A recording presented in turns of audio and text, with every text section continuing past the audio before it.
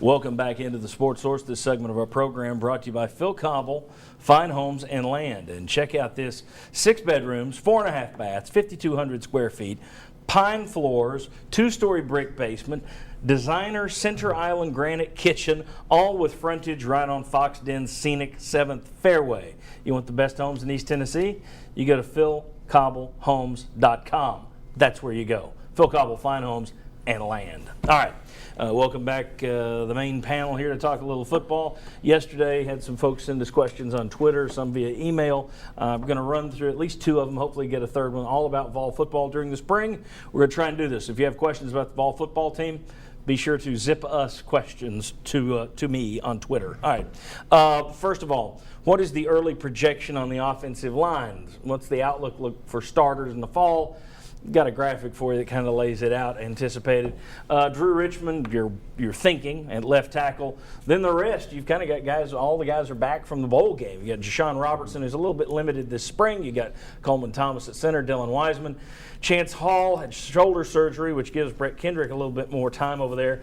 But you also have to wonder who the other backup tackle is going to be. You want to have 4 of those guys.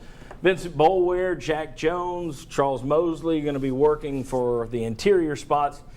And then other guys, maybe a Dontavius Blair, those types of guys. Jimmy, your thoughts on what your offensive line is going to look like come fall? I think Tennessee's solid up the middle. When healthy. I like their guards. I like Coleman Thomas at center. I think Thomas has a chance to be a really good center. At tackle, I think he was just going to be an average player at best. And I thought they might look at Brett Kendrick at left tackle, but with Chance Hall out, they're keeping him at right tackle, and they're using Blair and Drew Richmond at left tackle. But I think when healthy, this can be a pretty solid line. And I do think they're building some depth. I think Jack Jones is going to be a pretty good player for them as well. Boulware, they like the progress he's made. So I think ultimately this will be a decent offensive line, but not a top 5 in the SEC. Okay. All right, guys. Mike DeBoard says he wants to grow and expand the offense this year.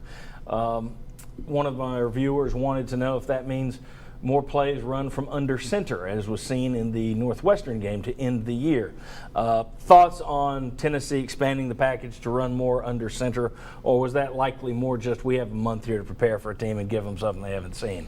I actually think it's going to depend on how good your offensive line is. If Jimmy said you may have some depth problems, if your offensive line gets better, you can run more under center stuff, because people think that going back in a shotgun and running with your running back 5-6 yards deep is a sign that your offensive line is somehow stronger. No, it's a sign that your offensive line is weaker, that you don't trust them at the point of attack for quick hitting things. If your offensive line gets better, you can diversify more. Now, does that mean they're going to? Who knows? But after what you did in the bowl game, why wouldn't you? Any concerns about practice time?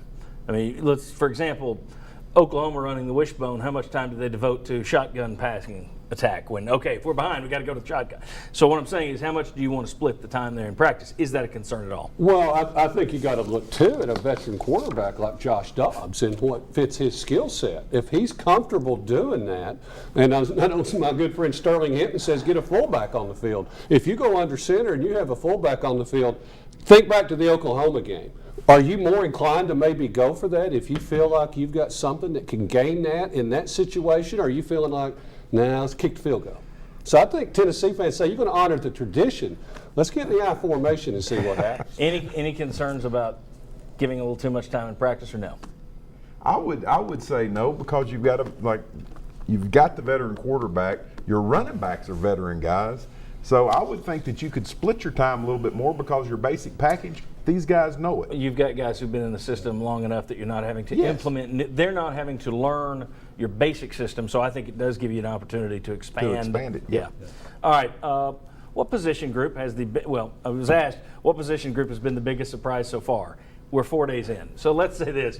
What position group has the potential to surprise this spring, which I guess means they really shouldn't be a surprise. But who has the potential to I didn't expect them to be good? I'm going to throw out the receivers, because I think some guys, there's been talent there that was injured, maybe banged up, whatever. I think guys like Preston Williams, a healthy Preston Williams is a game changer. Jawan Jennings. So I'm going to go with wide receiver. I think They both like those Vincent sophomores. Perry too. Vincent Perry, good call. Yeah, they do like him. They liked him before he got hurt last year. Interested in seeing how Jason Croom does tight end as well. Yeah. So moving him over there. All right, guys.